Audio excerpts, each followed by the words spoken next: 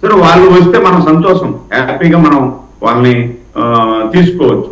దాంతో పాటు జగన్మోహన్ రెడ్డి గారు నిన్న ఏదో కడపలో వచ్చి జమిలి వచ్చేస్తా ఉంది, జగన్ వచ్చేస్తాడు అంటే ఎన్నికలు అయిన మరుస రోజు నుండి ఇదే పనే.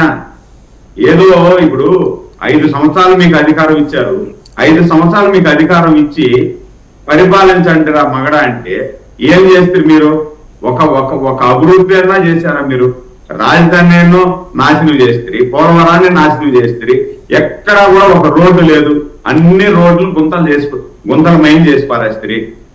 అంతెందుకు కేంద్ర ప్రభుత్వం నుండి నిధులు తీసుకొని వచ్చి అమృత పథకం కింద 2014-2019 ఆ ప్రాంతంలో ఎక్కడ నీళ్లు అన్ని ప్రతి ఇంటికి నీళ్లు ఇవ్వాలని చెప్పి వాటర్ ట్యాంకులు కట్టి అన్ని రెడీ చేస్తే దాంతో పాటు అండి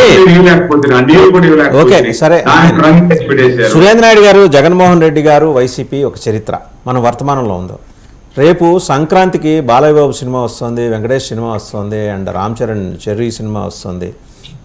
ఇంతకీ గేమ్ చేంజర్ వీళ్ళ ముగ్గురునా లేకపోతే రేవంత్ రెడ్డి గారా? మీరు ఆంధ్రప్రదేశ్లో ఏమన్నా సినీ పరిశ్రమకి కొద్దిగా ఊరటే వచ్చే అవకాశం ఉందా? అంటే లైక్ బెనిఫిట్ షోలకి అనుమతి ఇచ్చే అవకాశం ఉందా?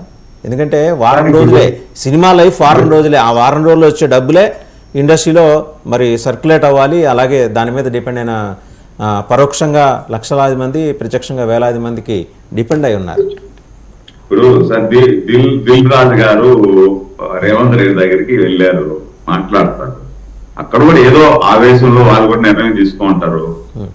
దాన్ని కూడా మన పునః సమీక్షిస్తారు. సమీక్షించి వాళ్ళు ఏమంటున్నారు? I don't think so. ప్రభుత్వం శాసనసభలో ప్రకటించింది, మీరు మర్చిపోతున్నారు. ప్రభుత్వం శాసనసభలో ప్రకటించింది, దాని నుంచి వెనక్కి తగ్గితే పరువు తక్కువ ప్రభుత్వానికి. ప్రభుత్వం వెనక్కి తగ్గదు, వెరీ క్లియర్. బయట ప్రకటిస్తే వేరు, శాసనసభలో ఒకరికిద్దరు చెప్పారు. ఇంకొక మాట చెప్తున్నారు, దానికని ఇంకొక మాట చెప్తున్నారు. బడ్జెట్ పెద్దదైనప్పుడు, పెద్ద బడ్జెట్ సినిమా తీసినప్పుడు కొంచెం వెసులుబాటు కల్పించేటట్టుగా ఆలోచించండి, కొంచెం కనికరించండి అని చెప్తున్నారు. ఆ దిశగా కూడా వాళ్ళు ఆలోచన చేయొచ్చు. అంటే పెద్ద బడ్జెట్ కాబట్టి సినీ పరిశ్రమ రేపు ఇబ్బంది పడిపోతుంది. సినీ పరిశ్రమ ఇబ్బంది పడిపోతే ఆ రాష్ట్రానికి కూడా నష్టమే సార్. ఇప్పుడు తెలంగాణ కూడా మన సోదర రాష్ట్రమే, అది వేరే రాష్ట్రం కాదు. ఆ రాష్ట్రం కూడా బాగుండాలని మనం కోరుకుంటున్నాం. ఇప్పుడు ఆ సినీ పరిశ్రమ దెబ్బతినిందనుకో, అక్కడ కూడా వాళ్ళు కూడా ఇబ్బంది పడతారు. సరే, ఎటు వచ్చి మనకైతే ఇబ్బంది ఏం లేదు. మనకు ఇప్పుడు ఒకవేళ సినీ పరిశ్రమ కానీ అక్కడ ఏదైనా ఇబ్బంది పడి సినీ హీరోలు కానీ నిర్మాతలు కానీ ఆడ ఇబ్బంది పడినారనుకోండి, ఆంధ్రప్రదేశ్కి వస్తారు. ఆంధ్రప్రదేశ్కి వచ్చిన తర్వాత ఆంధ్రప్రదేశ్ లో వాళ్ళకి అన్ని సౌకర్యాలు కల్పిస్తాం మనం, ఇబ్బంది లేకుండా. ఏదైతే సినిమా హీరోలు కానీ నిర్మాతలు కానీ వాళ్ళకు సకల సౌకర్యాలు మనం కల్పిస్తాం. మనకు మంచి అట్మాస్ఫియర్ ఉంది ఇక్కడ.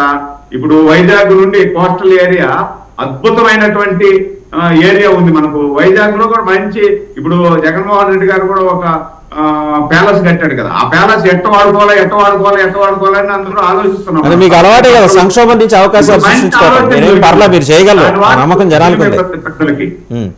రైట్, ఒకసారి మహేష్ గారి దగ్గరికి వెళ్దాం.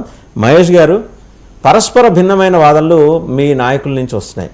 ఓ పక్క తాట తీసేద్దాం, అల్లు అర్జున్ అట్ట చేయడానికి వీల్లేదని మీ ఒక సెక్షన్ అంటుంటే, నిన్న బొలిశెట్టి సత్యనారాయణ గారు విస్తృతంగా జనాలకి చేరేందుకు కానీ ట్విట్టర్లో ఒక పోస్ట్ పెట్టారు, మళ్ళీ వీడియో కూడా రిలీజ్ చేశారు. ఒకసారి ఆ వీడియో చూసిన తర్వాత మనం మాట్లాడదాం. బొలిశెట్టి సత్యనారాయణ గారి వీడియో.